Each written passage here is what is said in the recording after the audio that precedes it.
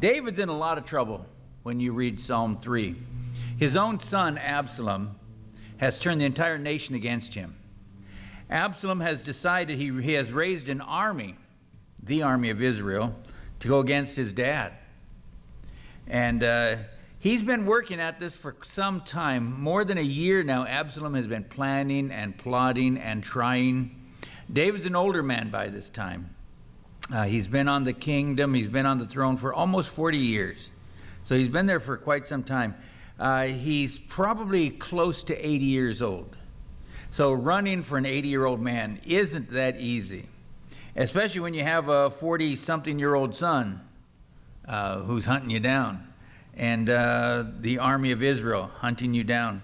So Absalom has just stolen the kingdom, and his father got wind of it, heard about it, and was able to take off in the middle of the night. Just got up and left. Some of his closest men followed him. Of course, those in his staff took off and followed him because Absalom would come in and kill them once David is gone. So anybody whose life was threatened by Absalom followed David out the door very quickly in the middle of the night. And Absalom, the way he set this thing up, before Jerusalem was the capital of Israel, it used to be the city of Hebron. Hebron was the city of Abraham. And so that was the original capital city was Hebron. That's where David started when he was first became king. And then later he would move it to Jerusalem under God's direction and establish the temple. Well, he's going to build the tabernacle. He isn't going to build the temple. His son Solomon is going to build the temple there. So it's not going good for him. Here's a man who invested his life in protecting his people. David was a tremendous warrior in his youth and had conquered all of his enemies around about. So Israel is living at peace. All of a sudden now they got this civil war in the middle of this years and years of peace that David had guaranteed by his cunning and by his skill and by the help of the Lord. So now David's in trouble, and he knows it. His own son. David doesn't want to go to war, and that's why he took off so quickly. He does not want to go to war with his son because he knows he'll kill him. So rather than kill his own son, David takes off. And this really is the divide there. And it's one of the things that some of his generals get mad at. Why don't you just go and kill that little boy? And David said, I can't kill my own son. Hey, look what he's doing to Israel. Yeah, but he's mine. And a lot of times our troubles are caused by our own inactivity. And so here is David now in trouble because it is said of David that he never disappointed his children. That is to say, he never told them no. He never disciplined his children, never told them no, never said you can't do that. And so there was nothing to stop Absalom. And so Absalom is going to come because he had never heard, you can't do that. And so he figures he can do it. And so let's take a real quick look then into this chapter. David asked the Lord to protect him against his enemies. The Lord's going to answer. If you read Psalm 4, which follows after Psalm 3, you'll find that that's David's answer to so much of this psalm. He's praised, Lord, you need to take care of me. And then in Psalm 4, he says, and the Lord took care of me. Okay, and so 4 is really the answer to 3. So if later you want to go back and read 3 and 4, you'll see that they're really a companion book together. And so he finds rest. He's got 10,000 enemies after him. That's about the number of the army of Israel that's hunting him. 10,000 people. David prays, Lord, I need your protection, and you know it. And so I'm trusting you. And then David lays down and goes to sleep and sleeps a wonderful sleep. And everybody's thinking to themselves, how can you do that? Knowing there's 10,000 enemies coming after me, how can you sleep? He said, because the Lord's on my side. There isn't a thing 10,000 people can do if God's watching over your back. Sometimes in life, you're going to run into trouble. And sometimes in life, it's going to seem like the world is coming against you. You just have to remember, if God has your back, there's nothing the world can do. And if God isn't watching, you don't stand a chance. right? So it's really in his hand. So let's take a look at this, first of all, as the scorn. I left these pictures in there only because it's helpful to remember that what David is going through, Jesus went through for us too. So when you're talking here about David, understand that Jesus faced all these same problems, but he faced them for us. The problems that you and I are facing today, Jesus faced first. The answer to our situations is always in the life of the Lord. And so we always have to be willing to look back and take a look and see what Jesus did. The problem is, so often people ignore what Jesus went through and they discount what he suffered, and they don't see that he did it for them. Jesus Christ lived your life for you. He lived a perfect life because you can't. Then he died your death because you can't. And then he rose again from the grave so that you would. And so when we are running into difficulty, we have to look as David did. He could see down the road. That's why David could write Psalm 22. And he could say, my God, why have you forsaken me? And Jesus would echo those exact same words thousands of years later that David penned. So let us consider these things then as we take a look at what we're going through. Notice the scorn in the first two verses that David must face. This is a Psalm of David when he fled from his son. Now that really is the dig. When he fled from his son Absalom. He says, O Lord, how many foes have increased? Many are the ones who rise up against me. Many are saying of my soul, there is no deliverance for him in God. Why do you turn to God? He's not going to do anything. What is it that they said again, looking at the life of Jesus? At the end of his life, didn't his enemies increase? At first, we see him surrounded by 5,000 people on the side of a hill where he's feeding them. 4,000 people on the side of another hill where he's feeding them. One day he came to Capernaum and healed every sick person in the city. He's often surrounded by hundreds and hundreds and hundreds of peoples who are loving him, who are adoring him. Even as he marched into the city, there were throngs of people. Hail to the Son of David. Hosanna in the highest. Hail the King. There were thousands of followers of Jesus Christ. And yet on that one day when he took your place and mine, he was alone. His disciples had abandoned him. There was one of his disciples at the cross, John. His mother was at the cross. Those women who would come to bury him and anoint him, those 4 women, they would be at the cross. But what were the throngs of thousands who he once fed? Twice fed. 5,000 and 4,000. That's 9,000 people just there who witnessed the miracle. Where were they on this day? And so David, in a similar situation, here he had been the king for 40 years. He had taken and established the kingdom. He established the nation. He had increased their land. He had kept them in safety so that all of their fields were full and their barns were stocked. Their cattle were safe. Their sheep were safe. Their farms were not raided by enemies because the enemies knew that David was watching over his people. And so during his reign, David had thousands of adoring fans, you would say. Hundreds and hundreds of people came by to tell the king how wonderful he was. Until that one day. That one day when he was persecuted by his own son. Suddenly on that day, it seems David could find none. David would say to the Lord, how many are the ones who rise up against me? An entire army. His son had raised the entire nation against his dad. Dad thought he was safe. He had sitting on the throne. He had been taking good care of the people. He thought everybody loved him. And all of a sudden, he finds out that the whole nation is looking for his blood. How many are those who trouble me? How many are my enemies? Someday, we feel that too. There are those days in our lives when we look around and we say, how many are my enemies? How often I have faced hardship in this life. How often have I stood with the Lord at my side and said, Lord, there's a lot of folks who don't care for me. There are a lot of people who have power and authority and reign. And yet, Lord, here I am, alone with you. And God said, that's all right. The thing is, you are with me. And what David learned is it wasn't the enemies that were scary. It was the Lord who would terrify them.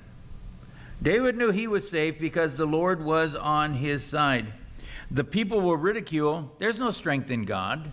There's no protection in God. There's no safety in God. What can God do for you? You'd be surprised. You'd be surprised. People sometimes forget to call upon the Lord. When we find ourselves in trouble, we look for ways that we could save ourselves. How can I get myself out of this mess? And we don't look at God. David prayed. Sometimes people, Mikey was just saying it this week, sometimes people look at prayer like a pagan. Prayer is based on a relationship we have. I can pray and know that God's going to hear me because I have a relationship with God. Prayer isn't something that I do once in a great while. Prayer isn't something that I do only when I'm in trouble. Prayer is something I do every day of my life. As I'm going to work, as I'm coming home from work, I literally have cassettes of prayers that I play through the radio so I can constantly be praying. I can't close my eyes and drive. But I have prayers that I play through my radio. And they keep me going, and I pray with them, and I constantly praying, reading my Bible or praying. So that when I run into trouble, when difficulties come, God's not a stranger to me. If you don't have a relationship with God, you can't expect Him to bail you out. You can't expect your prayers to be heard. I remember my mother when we were young, when I first became a Christian, and I tried to witness to my mother. And she said to me, I tried prayer once, and it didn't work. I prayed for your dad, and it didn't work. But see, my mother did not have a relationship with Jesus Christ. She knew who God was. She knew that Christ died on the cross, but she had no relationship with Him. God was just another person who occupied space out there like so many people on this planet. There are those that we see coming and going, but we have no relationship to those strangers. I pass people on the street all the time. I go through the markets and I share the aisle with people. I have no idea who they are. If I was to go up to one of those strangers in the aisle and say, hey, I'm having a need.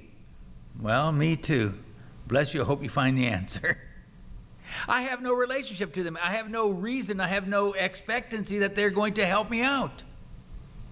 And so my mother, who had no relationship with God, prayed once or twice or 3 times in her life, and God didn't hear her, didn't answer her, so she assumed there's no God.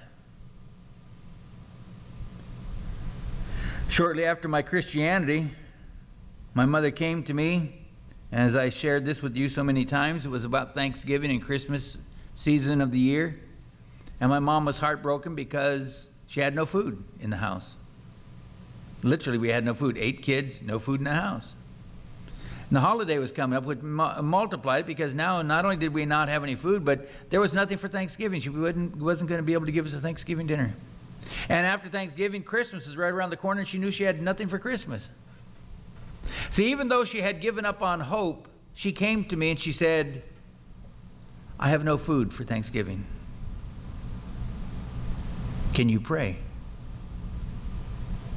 Well, hey, I've been a Christian by this time for almost 2 months. Bless God, I knew a thing or two about prayer. And so I prayed. Knock on the door. Powering Oil came in and gave my mom 2 checks for $300 apiece, plus a carload of groceries. My mom looked over at me. See, I had a relationship with Jesus Christ by that time. And so when I prayed, I expected God to hear me. And then they said this thing too, we'll be back just before Christmas to give you another 2 checks and more food. So we had Christmas and Thanksgiving because Mom said, can you pray? And I could pray because I had a relationship with Jesus Christ. My mom began to realize there is power in prayer, but it's based on the fact that you have a relationship. People will often say, I prayed and nothing happened. What's your relationship like with Jesus Christ? Well, I don't have one. That's the answer. That's the answer. If you don't have a relationship, if God is a stranger to you, as God is only somebody that you meet when you come to Sunday morning service, you can't expect anything. If you have a Sunday morning God and you only come to Him on Sunday morning, you better hope you get your answer on Sunday morning. So David had this scorn. There's no power in God. The world says that because they have no relationship with God and they don't have any understanding what God can do. More than the scorn, David prayed though. Look at the supplication that David makes down here in verses 4 and 7. I cried to Jehovah with my voice, and He heard me out of His holy hill.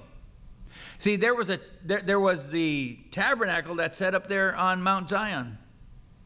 And David could imagine, I prayed, and from that temple or from that tabernacle, I could hear God's voice to me. David had a relationship with God that was deep and strong, and he could hear God answering him.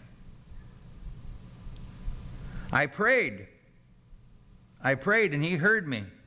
What's the promise? If you ask, and He hears you, then you have the petition you ask for. That's what John says to us in 1 John chapter 5. If you ask, and He hears you, then you have the petition.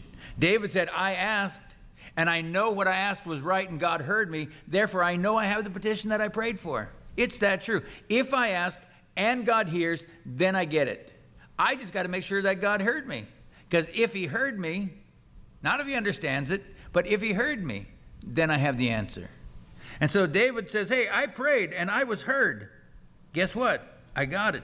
Arise, O Jehovah, save me in verse 7. O my God, for You have struck all my enemies on the cheekbone. You have broken the teeth of the ungodly. David knew that God was going to come down. He was going to come down with vengeance. You have attacked His anointed. I was called the king of Israel, not by myself. I didn't appoint myself. God went and told the prophet, I want you to go and anoint David. David's going to be my king. So he was God's anointed. He was God's special messenger. And when the people came up against God's special messenger, and he went to God and said, hey, you called me to this position. I didn't ask for it. I was happy tending my sheep, and you said you're going to be the king. So here I am being the king, and now all of a sudden, no one wants me in the kingdom. So God rose up, and God took the defense of David. And David said, you know what? God's going to smite them on the cheek, and then God's going to bust out their teeth. That's an angry God. When you get somebody mad enough that he busts out your teeth, you got somebody ticked off. Okay? You're going to look bad when you come out of this fight. You ever see them fighters? And then one guy's got all of his teeth knocked out and his head's all bloody. Hey, you knew who got beat in that one. And the same thing, when you go against God's people, you get God coming for you, you're in big trouble. Because God can do what God wants to do. In Jeremiah, let me share you these 3 verses. You need to write these down if you haven't already, as an encouragement. Jeremiah 33, call upon me and I will hear you. Matthew 7, ask and it shall be given you. Good measure, pressed down, shaken together. John 15:7, ask what you will, I will do it. And unless you think Jesus is a liar, then don't bother writing any of the things down, because you can't trust Jesus in anything He says. But if you think you can trust Him, if you can believe on Him, if you could trust Him for your eternal salvation, you should be able to trust Him for a couple of prayers. But again, it's all based on relationship. The fact that you know Him and He knows you. That thief at the cross, one was ridiculing, well, at first both of them were ridiculing Jesus, remember? But then all of a sudden, the guy on the right side began to observe Jesus a little closer. And then all of a sudden, he has a change of heart as he began to examine, and he began to listen. He began to hear why Jesus was there, and he began to read that note above Jesus' head. Behold the King of the Jews. Jesus of Nazareth, King of the Jews. And then that man began to realize, this guy did nothing wrong. You and I, we're sinners. That guy in the middle cross did nothing wrong. And so as he began to understand who Jesus was, he looked over and said, Jesus, remember me when you come into your kingdom. And Jesus gave an immediate answer to him. This day, not tomorrow,